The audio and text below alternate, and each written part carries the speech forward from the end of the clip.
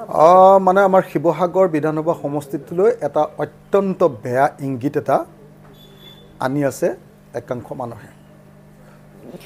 আগতে এই মাৰপিটৰ ঘটনাবিলাক, আজি মাৰপিটৰ ঘটনা ঘটিছে একেবাৰে ব্লকত, আমাৰ সন্মুখত, যেতিয়া আপোনাৰ হেৰি চলি আছিলে, আপোনাৰ যেতিয়া আপোনাৰ আমাৰ অসম দৰ্শনৰ যেতিয়া ডিষ্ট্ৰিবিউশ্যন চেৰিমনি চলি আছিলে, cheque distribution ceremony, cheque distribution ceremony চলি থাকোঁতে একাংশ বিজেপিৰ কৰ্মীয়ে, মই নামকেইটা কৈ দিব খোজা নাই, আৰু একাংশ বিজেপি কৰ্মীয়ে বহুত হুলস্থুল কৰিছে।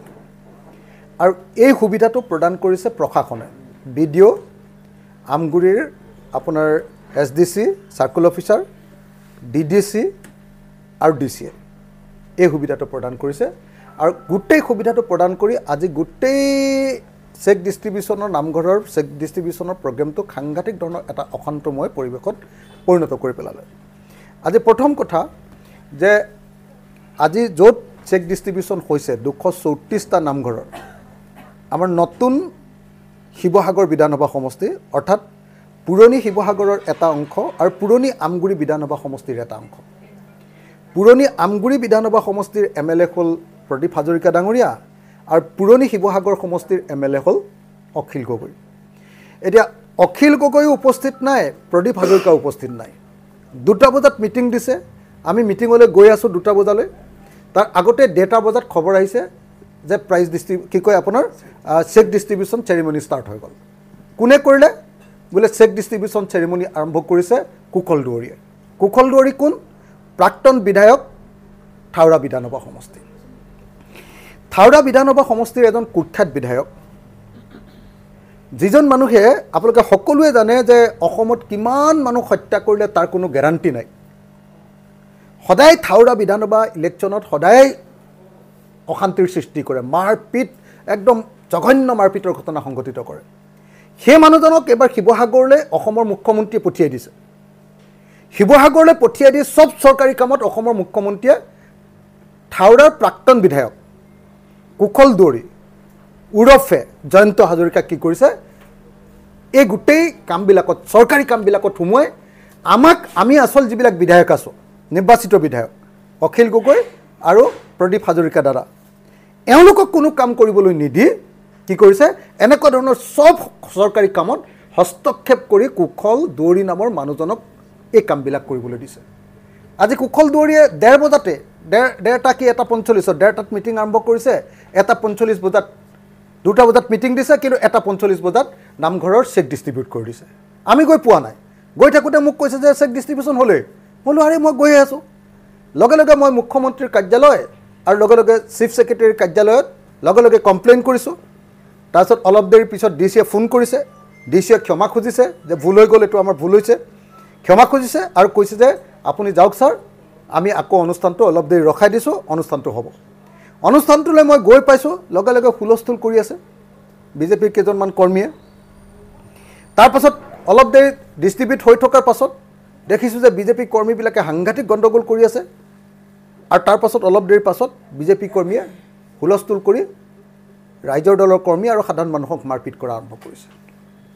এইটো দুৰ্ভাগ্যজনক ঘটনা। এই যিটো ট্ৰেণ্ড আৰম্ভ কৰিছে কুশল দুৱৰীয়ে হিমন্ত বিশ্ব শৰ্মাৰ ছত্ৰছায়াত, এইটো দুৰ্ভাগ্যজনক ঘটনা। আৰু হিমন্ত বিশ্ব শৰ্মাক আমি ক'ব খুজিছোঁ যে ঐতিহাসিক শিৱসাগৰ বিধানসভা সমষ্টি, য'ত অসমীয়া জাতিৰ আটাইতকৈ গুৰুত্বপূৰ্ণ ঐতিহাসিক সামগ্ৰীসমূহ আছে, বোধহয় অসমৰ বিধানসভা সমষ্টিবিলাকৰ ক্ষেত্ৰত আটাইতকৈ ঐতিহাসিক সমলবিলাক থকা সমষ্টি, এই শিৱসাগৰত যদি তেওঁ এনেকুৱা ধৰণৰ গুণ্ডা প্ৰকৃতিৰ মানুহক এৰি দি ইয়াৰ গোটেই ৰাজনৈতিক পৰিৱেশ কলুষিত কৰিব খুজিছে, ইয়াত যদি আচলতে সংঘাত সৃষ্টি কৰিব খুজিছে, তেজৰ ফাকু খেলিবৰ কাৰণে যদি চেষ্টা কৰিছে, তেজৰ ফাকু খেলা বুলি এইকাৰণে কৈছোঁ যে যিজন মানুহক ইয়ালৈ তেওঁ পঠিয়াই দিছে সেইজনে অসমত আটাইতকৈ বেছি তেজৰ ফাকু খেলা মানুহ এজন, আলফা আৰু চালফা হৈ অসমত আটাইতকৈ বেছি তেজৰ ফাকু খেলা মানুহ এজন। সেই মানুহজনে সদায় থাওৰা বিধানসভা সমষ্টিত এনেকুৱা ধৰণৰ সদায় সংঘাত, মাৰপিট, কাজিয়া, বন্দুক চলোৱা এইবিলাক কাম কৰে। এতিয়া শিৱসাগৰ বিধানসভা সমষ্টিটো এই ট্ৰেণ্ডটো আৰম্ভ কৰি দিলে আজিৰ পৰা। কেইদিনমানৰ আগতেও ঠেলা হেঁচা কৰিছে। আজি প্ৰথমতে আমাৰ কৰ্মীবিলাককতো প্ৰথমতে কুশল দুৱৰীয়ে মাৰপিট কৰিছে, প্ৰথম মই যোৱাৰ আগতে যেতিয়া আমাৰ মানুহবিলাকে কমপ্লেইন কৰিলে যে বিধায়ক অহাই নাই, ৰাইজে যেতিয়া কমপ্লেইন কৰিলে বিধায়ক অহাই নাই, তেতিয়া আমাৰ ৰাইজৰ দলৰ কৰ্মীবিলাকক মাৰপিট কৰিছে কুশল দুৱাৰীয়ে। তাৰপাছত কুশল দুৱাৰীৰ মানুহবিলাকে আকৌ মাৰপিট কৰা আৰম্ভ কৰিছে মই থকা অৱস্থাত।